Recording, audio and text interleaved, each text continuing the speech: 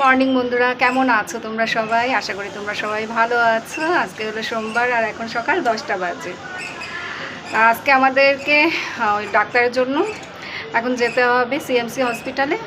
কৃপার আলট্রাসোনোগ্রাফি রয়েছে।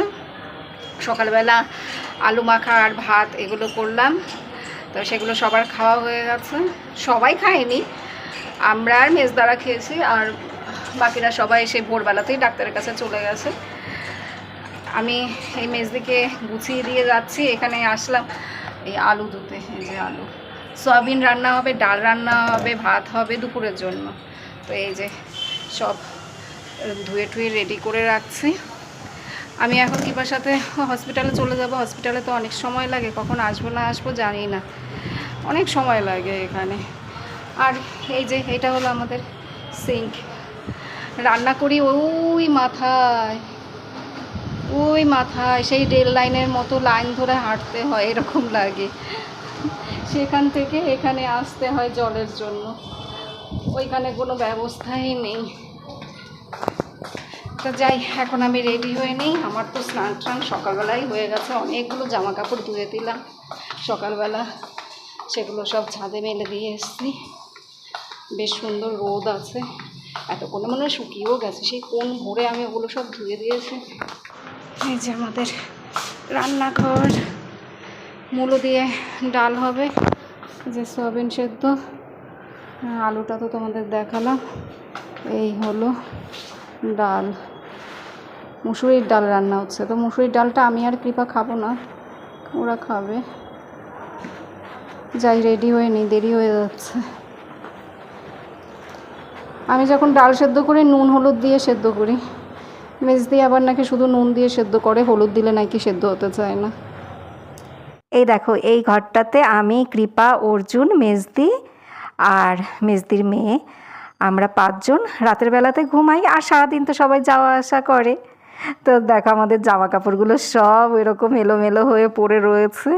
জামা কাপড় রাখার জন্য এই সব হোটেলগুলোতে কোনো আলমারি দেখিনি। খাট থাকে, একটা আয়না, চেয়ার টেবিল, এইটুকুই থাকে। তো জামা কাপড়গুলো ওই জন্য আমাদেরকে ওইভাবেই রাখতে হয়, টলের উপরেই রাখতে হয় টাল করে।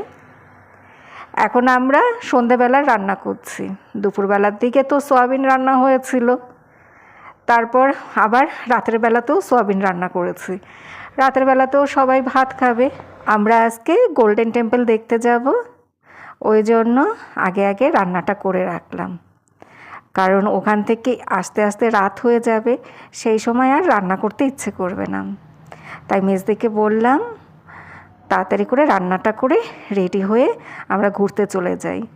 এর আগের দিনও জানো তো বের হওয়ার কথা ছিল, কিন্তু রাতের বেলা মাংস রান্না করা হয়েছে, তারপরে আর আমরা বের হতে পারিনি। ওই মাংস রান্না করতে করতে দেরি হয়ে গেছে, ওই কারণে আজকে আমরা তাড়াতাড়ি রান্না শুরু করলাম। ভাত, সয়াবিনের তরকারি রান্না করে রেখে তারপরে এখন সবাই মিলে রেডি হচ্ছে।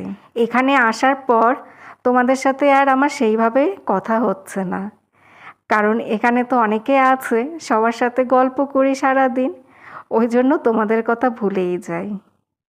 আমি যখন বাড়িতে থাকি তখন মন খুলে আমি ব্লগ করি, তখন তোমরাই আমার বড় বন্ধু। আর যখন এরকম সবার মধ্যে থাকি তখন সত্যি কথা বলতে কি তোমাদের কথা আমি ভুলেই যাই, আমার ব্লগ করার কথা সেরকম একটা খেয়ালই থাকে না। সবার সাথে গল্প গুজব হাসি ঠাট্টা করতে করতে কখন যে সময় চলে যায় টেরই পাই না। তারপর হয়তো হঠাৎ করে মনে পড়ে এই আজকে তো ব্লগ করা হয়নি, তারপর আবার একটু আধটু ভিডিও করি। তা না হলে দেখো ব্লগগুলো কিন্তু কদিন ধরে ছোট ছোট হচ্ছে, অথচ বাড়িতে থাকতে আমি তোমাদের সাথে কত কিছু শেয়ার করি, কত রকমের কত কথা বলি। হোটেলের ছাদ থেকে এই ভিডিওটা করেছিলাম, ওই যে পাহাড় দেখতে পাচ্ছ, সন্ধে হয়ে এসছে তো ওই জন্য ভালো করে বোঝা যাচ্ছে না। ওই পাহাড়ের সামনেই হলো সিএমসি হসপিটাল। আর এই যে বড় বড় যত বিল্ডিং দেখতে পাচ্ছ আশেপাশে, এগুলো সবই হলো হোটেল। আর রাস্তাঘাট ভীষণ নোংরা, রাস্তাঘাট না একদম পরিষ্কার না।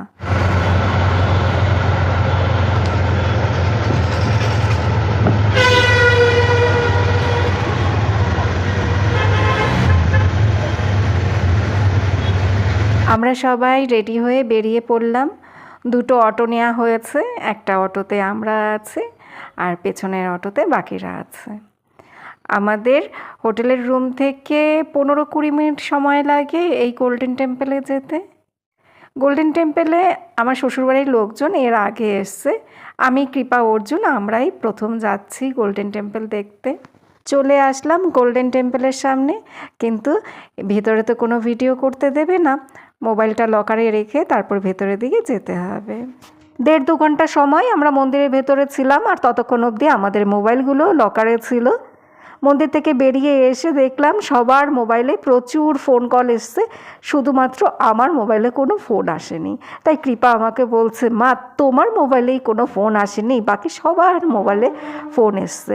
আমি বললাম যে আমাকে যারা ভালোবাসে তারা তো আমার সাথেই আছে, তুই, তোর বাবা, অর্জুন, তোরা 3 জনেই তো আমার সাথে আছিস, আমাকে আর কে মনে করবে, কে আমাকে আর ফোন করবে।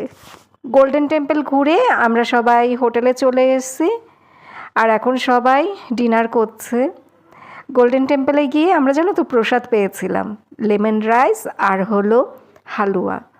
হালুয়াটার রং না 2 রকমের ছিল, মানে একটা যেরকম আর কি হালুয়ার রং হয় একটু ঘিয়ে টাইপের, আর একটা হালুয়া ছিল পুরো চকলেটের কালারের, ওটা সম্ভবত 2 in 1 হালুয়া ছিল।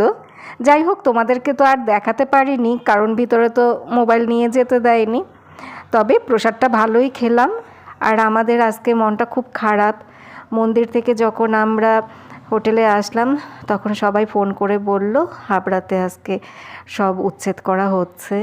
তোমরা তো সবাই জানো নতুন সরকার আসার পর হকার উচ্ছেদ চলছে, তো আমাদের দোকানও কিন্তু পিডাব্লিউ জায়গায়। এটা হলো পরের দিনের ভিডিও। পরের দিন আমরা ধোসা, উত্তাপাম, বড়া এগুলো সব এনে একটু একটু করে সবাই খাচ্ছিলাম। এটা আমাদের ব্রেকফাস্ট ছিল। আজকে দুপুরবেলার জন্য মাংস ভাত রান্না করা হবে, সেই ব্যবস্থা চলছে, কিন্তু সেগুলো আর ভিডিও করা হয়নি। আমি আবার দুপুরবেলার দিকে এই দেখো সিএমসি হসপিটালে আসলাম। আমার হাজব্যান্ডের আজকে এক্সরে করা হবে, তো এবার যখন এক্সরে রুমে পেশেন্ট যায় তখন তার কাছে যে সমস্ত আর কি ব্যাগপত্র থাকে ওগুলো বাড়ির লোকের কাছে রাখতে হয়। ওই কারণে আমার হাজব্যান্ড আবার আমাকে এই হসপিটালে ডেকে পাঠালো। আর আজকে আমার মেজো যারা কলকাতায় চলে যাবে, মানে হাবড়াতে চলে যাবে, ওদের ট্রেন হলো বেলা 2টোর সময়। লিফট খারাপ হয়ে গেছে, সিঁড়ি দিয়ে সবাইকে বারবার ওঠানামা করতে হচ্ছে। যাদের পায়ে কোমরে ব্যথা তাদের তো খুব কষ্ট হচ্ছে।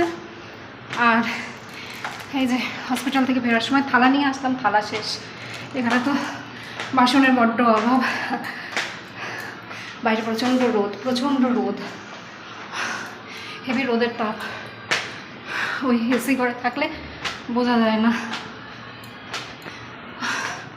মেজদিরা চলে গেছে, এতদিন একসাথে ছিলাম তো এখন খারাপ লাগছে, ওদের সাথে দেখা হয়নি যাওয়ার সময়। মনে হয় 3 তলায় আসলাম, এখন আর একটা ফ্লোর। ওরা এইমাত্র অটোতে উঠলো, আমিও ঢুকলাম, ওরাও অটোতে উঠেছে, কিন্তু দেখা হয়নি। 3:10 বাজে। আমি তো ভাত খেয়ে তারপরে একটু শুয়েছিলাম, এখন ছাদে এসেছি জামা কাপড়গুলো তুলতে। মোবাইল টোটালি দেখতে পারি না, মোবাইল দেখলেই চোখ থেকে জল পড়ে, আর লেখাও ভালো করে পড়তে পারি না মোবাইলের। এই যে এতক্ষণ মোবাইল দেখেছি তো এখন চোখটা কেমন যেন জ্বালা পোড়া করছে, আর চোখ থেকে এতক্ষণ জলও পড়ছিল। হাবড়ায় তো বুলডোজার দিয়ে সব গুঁড়িয়ে দিচ্ছে, সেই সব ভিডিওগুলো দেখি, এত খারাপ লাগে ভিডিওগুলো যখন চোখের সামনে পড়ে। তা ছাদে এসে জামা কাপড়গুলো নিতে, 3টে বিছানার চাদর আজকে ধুয়ে দিয়েছে, শুকিয়ে গেছে সব, রোদের খুব তাপ তো। ওই পাশে ছাদেও আছে, এগুলো সব নিয়ে যাব এখন। মেজদিরা চলে গেছে তো ঘরটা কেমন ফাঁকা ফাঁকা লাগছে, ভালো লাগছে না। কৃপা ওর জন্য তাই বলছে, মেজদারা চলে যাওয়ার সময় ওদেরকে তাই বলে যে সবাই মিলে একসাথে কত আনন্দ করে এসেছি, এখন একা একা যাব, ভাল লাগছে না।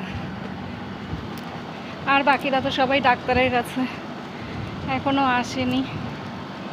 আমাদের কালকে ডাক্তার দেখানো নেই, না আমার পরের আছে। তো কালকে গোল্ডেন টেম্পল গিয়ে তো আর ভিডিও করা হয়নি, ভিডিও করতে দেয়নি সেখানে, তো ভিতরে প্রায় 3 কিলোমিটার হাঁটা হয়েছে। ওরা সবাই বলে 3 কিলোমিটার রাস্তা আমরা হেঁটেছি, কিন্তু আমার তো মনে হয় 3-এর বেশি হাঁটা হয়েছে, 5 কিলোমিটার হাঁটা হয়েছে। সে সাপের মতো এঁকে বেঁকে রাস্তা।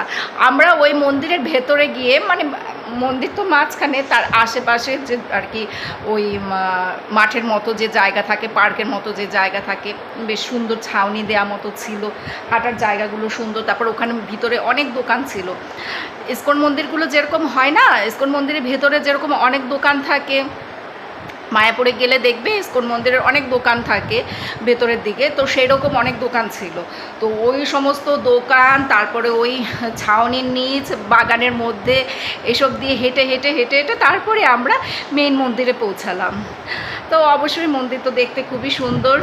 আর ওই দোকানে আবার একটু দাঁড়ানো হয়েছে, জল খাওয়া হয়েছে, লাড্ডু খাওয়া হয়েছে, এই সমস্ত করলাম। তো ভালোই লেগেছে ওখানটাতে, তবে খুব বেশিক্ষণ সময় থাকা হয়নি।